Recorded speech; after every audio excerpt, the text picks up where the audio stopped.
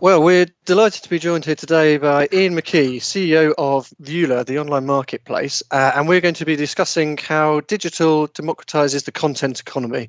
Ian, pleasure to have you with us. Thank you for having me. We've got a lot to get through, so let's start at the top. First of all, tell us a little bit about Vuulr, run us through where the idea came from, and why did you think the content business would warm to this new way of working at this time? Thanks. It's a bit of an interesting story. I was involved in a business previously, which was a digital agency, a social media marketing agency. So really started to understand how you could use some of these new digital marketing tools to create transactions and support transactions. I started Vuulr because the entertainment industry is going through some very interesting times at the moment. So from one point of view, there's never been a better time to be in the business of content because the demand for content is exploding globally, even before the pandemic, and of course even more so because of the pandemic. And that the technology that allows entertainment to be an internet-delivered product is also changing the rules at many levels for the industry. And that means that there's opportunity for a startup to come in and create value for an industry. And where we saw the opportunity was that in the way the business itself transacts, the licensing transaction. So on one side, you have the exhibitors, the people who have an audience, and they could be the free-to-air channels, they could be the pay TV channel operators, or they could be the new generation of streaming platforms. But all of them behave the same way from the point of view is that they need to look for, find, and acquire the rights to content. And then on the other side of the industry, you've got the people who are in the business of making content, whether those are the major filmmakers, whether it's the studios, part of national broadcasters, or whether it's the indie content creators producing TV or indie films. And what Vuulr does is creates a democratized marketplace where those two stakeholders, the buyers and the sellers, can meet in a faster and more efficient way than flying around the world and doing trade events. So we're a B2B business, we're a marketplace, and we allow sellers to have access to distribution, which puts them in front of buyers globally. Great stuff. And just in terms of the way the system actually works, for people who might not have used Vuulr before or read about it, just to give us a little example of sort of how the interaction does work. The seller puts their content onto the system, presumably, and then what happens then? Yes. So first step is a registration step. And behind the registration step is a manual vetting process. So everyone who registers buyers and sellers have to be vetted to make sure that they are valid industry professional. Once the seller's approved, it normally gets done within 24 hours, then they can use the self-service tools to list a title or a piece of content, or we provide a bulk loading program where we'll support them if they've got maybe 100 or 500 or 1,000 titles that they'd want to put up and list. So we're keen for people to put on their whole catalogue, not just their front catalogue, but their entire back catalogue as well. That loads the content and that shows the metadata, the key art, and also the trailer and a screener, because built into the platform is a free screening room so that the interested buyer can review that. And behind that also is some rights management technology, so the seller can indicate where they have rights available to sell and to distribute, and if they've got any sold rights, where those happen so they don't double sell. On the buyer side, once the buyer's approved, we give them very powerful searching and filtering tools so they can look for content that meets their needs. They can drill in to look at the listing page, they can watch the trailer, watch the screener, check that the avails they need are available, and then in less than a minute construct an offer which they submit to the seller through the platform. The seller looks at the offer, decides they like it, in which case they'd accept it, or perhaps to counter offer if they want to vary the price of the terms. And after one or two terms, we hope that most buyers and sellers will agree commercial terms, and we then get to approach the step where we generate the deal memo for agreement. And today, what we're seeing is that deals are getting done in under 10 days on the platform. So, I mean, yeah, I remember talking to you recently about that. That figure is incredible when, we sort of consider the way that deals perhaps would previously have gone down. Have you got any more data on that side of things? So the 10-day, I mean, it's 8.5, if you one of those numbers that you get when you crunch 3,500, 4,000 deal negotiations that we've processed so far. What's interesting is where the deals are coming from. So the biggest single set of buyers on our platform are the Americans, followed by India, and then probably as a block followed by all of the Asian countries, who add up to a significant block. So we've got good coverage across India, Asia, and the US, but some strong, countries in Europe as well. What's interesting is also where the sellers are successfully selling. The American sellers have done a very good job of coming on board quickly with the platform. But we're also seeing a good level of activity for people selling Indian content, so the Indian Bollywood sellers, and also some of the Asian broadcasters, like ABS-CBN with their kind of telenovelas. We've got good traction in Latin America from people like Globo and Televisa and Caracol with the kind of Spanish telenovelas as well. So we have a great catalogue of content for people to come and look at. Great stuff. Let's take a little bit of a deeper dive into all this now. I mean, there are a variety of competitors out there in the digital marketplace. Many of them launched fairly recently. But from an acquisition executive's point of view, what does Vuulr offer that sort of sets it apart? And how can it impact what actually appears on screens for viewers? Yeah, so I think it's really interesting. Yes, there's a few. I wouldn't say there's many, probably a handful.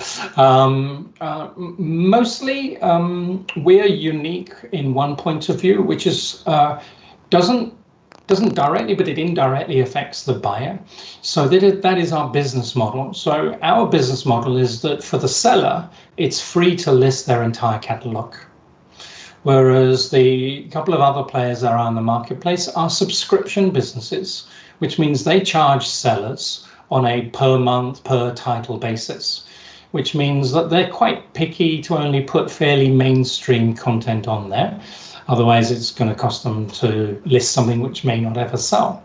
So what that means is that for a buyer, when you're going to one platform, you're going to see much wider range of content because there's no cost to list it, versus a smaller range of more vanilla kind of everyday content, which we of course have as well.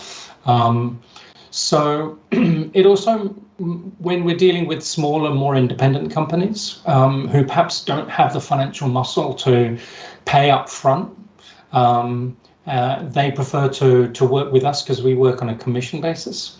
So we're probably more likely to have a broader range of more interesting, more independent content than those other platforms. The other thing that we support for the buyer is the pricing models.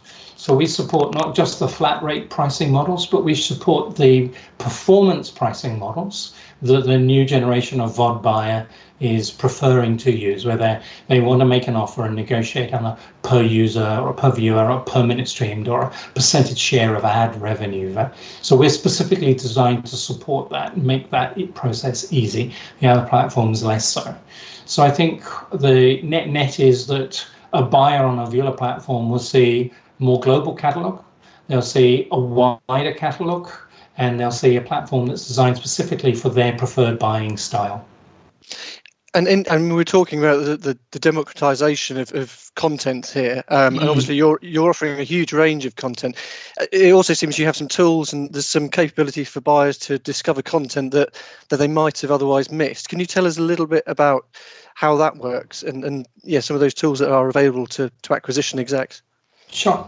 So we use the term democratization to the access of distribution because we're a digital platform. We're happy to take any broadcast quality, professionally produced content. There's no kind of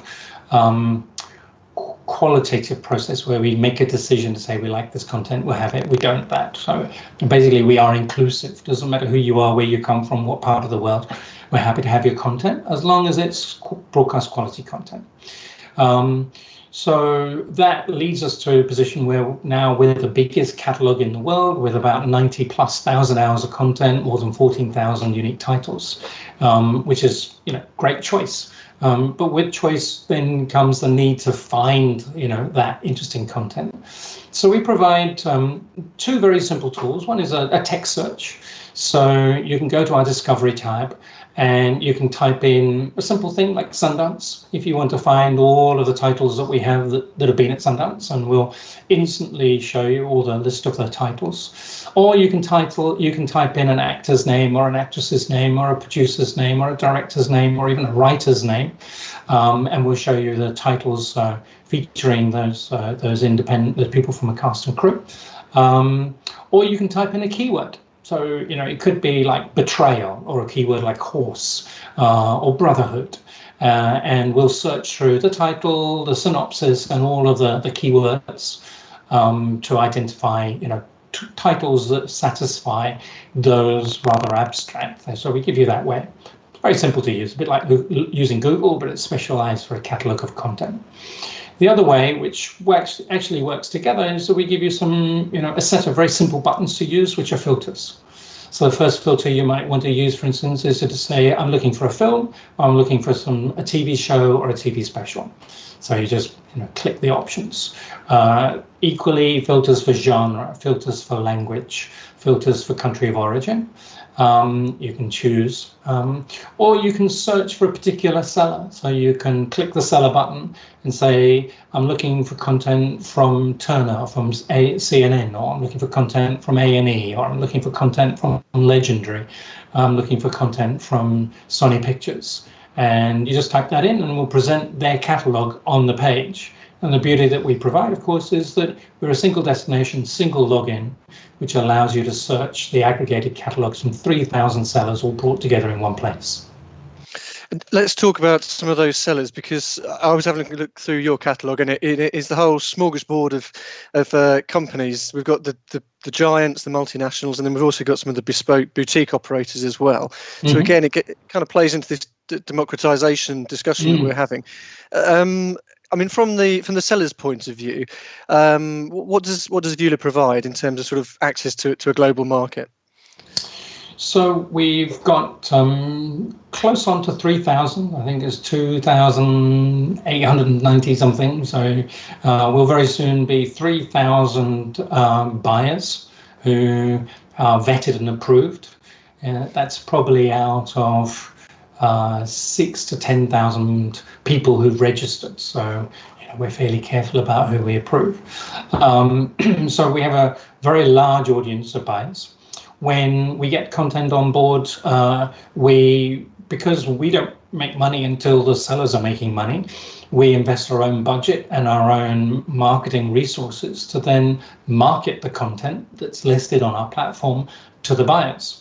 So we do a weekly content EDM, which goes out, which is themed either around a specific catalog. If we've got a new and interesting catalog loaded, and we'll do one themed around that. Otherwise, it's themed appropriately. So we'll be doing one fairly soon, for instance, around Halloween or Christmas or things like that. Or it might be themed around the concepts like human rights, and recently that's been in the news. So we'll do themes around that. We also are integrated with the kind of new kind of ad stack technologies, so that we can also present to the buyer content when they're on Facebook or when they're on Instagram or when they're on through Google. We can retarget them. So for the seller, we work very hard to put their content in front of the buyers, because again, we don't make money until we get a sale to happen through the platform. So we're very motivated to help them.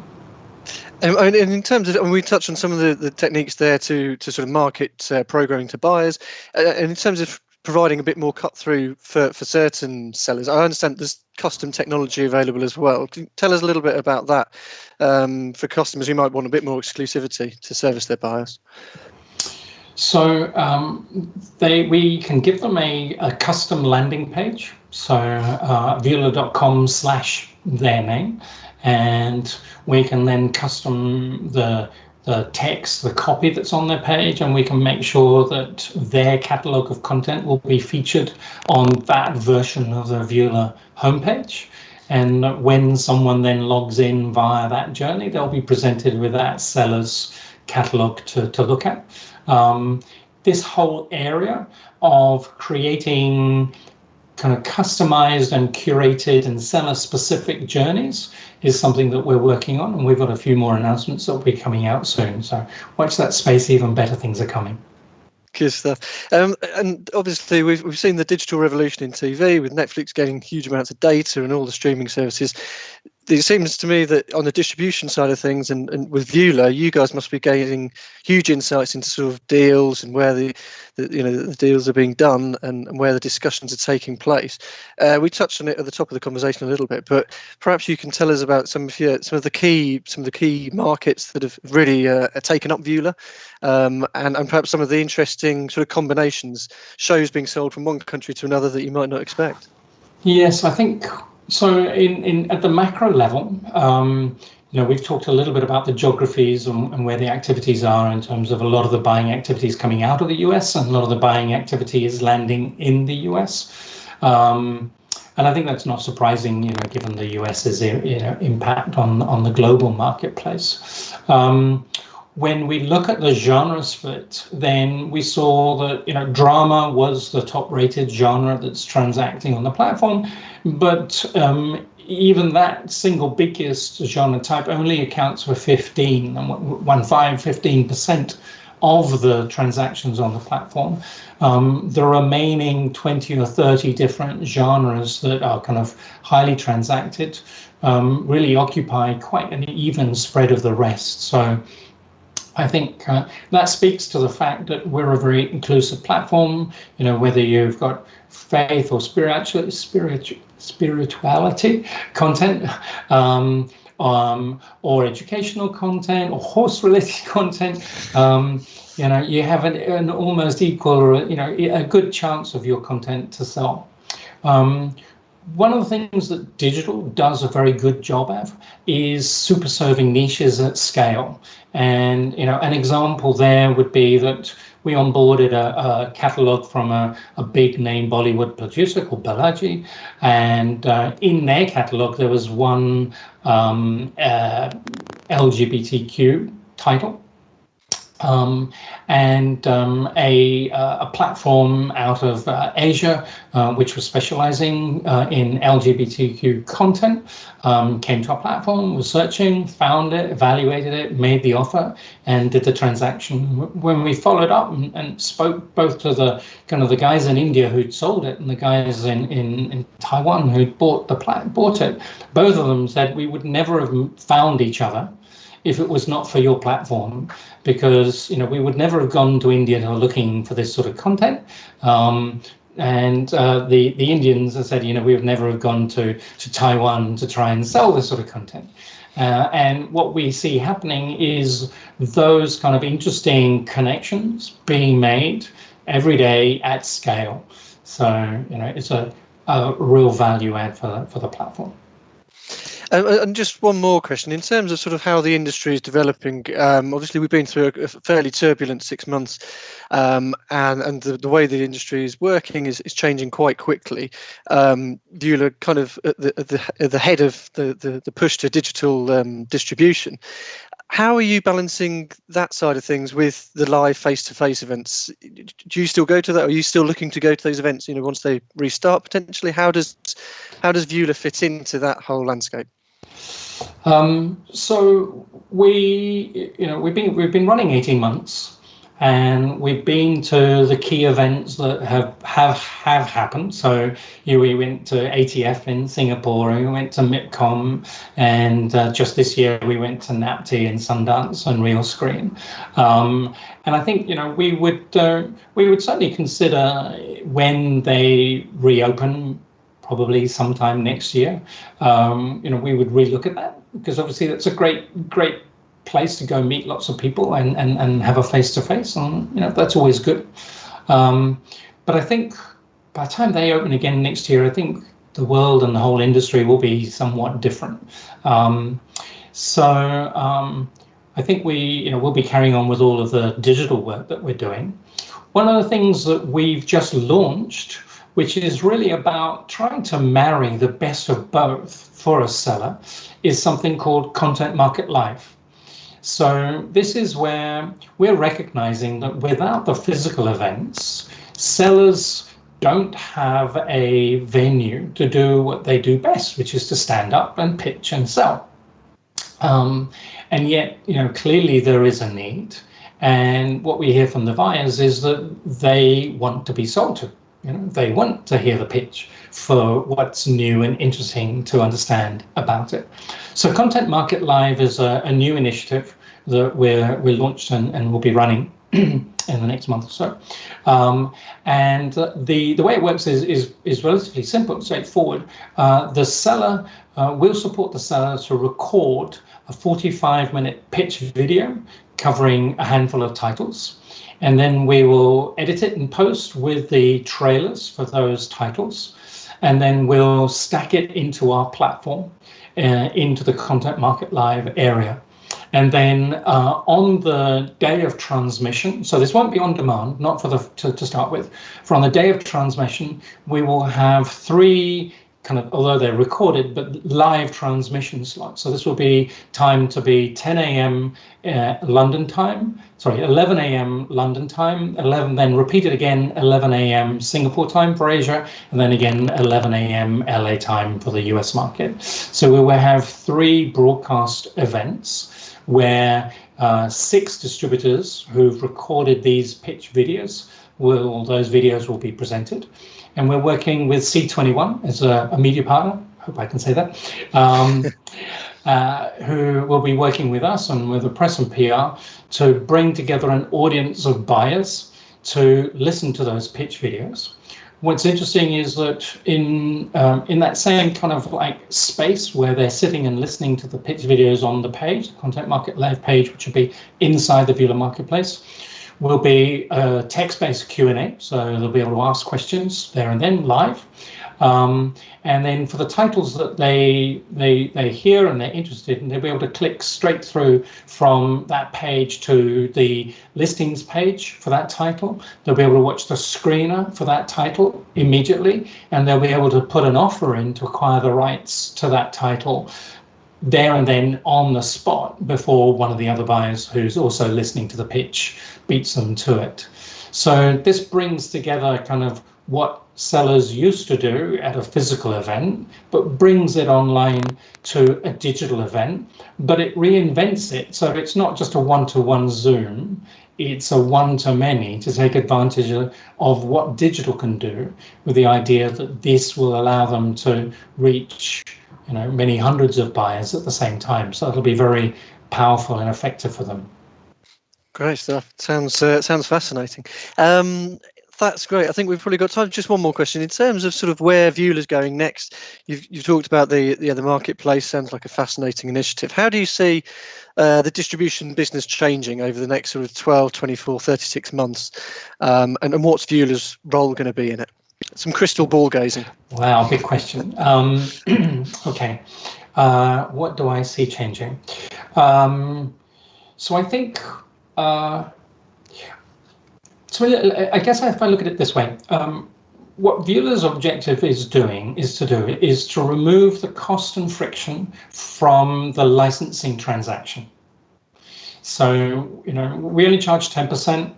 Because when you do things digitally, it's very much more cost effective, and we can be very comfortably profitable at 10%. We don't need to charge any more. So it's cheaper than if you're doing it manually and you have to pay salaries and airfares and hotels and booth costs, right? Just from that point of view. And the under 10 days is a lot quicker. So this all wraps up to reducing cost and friction.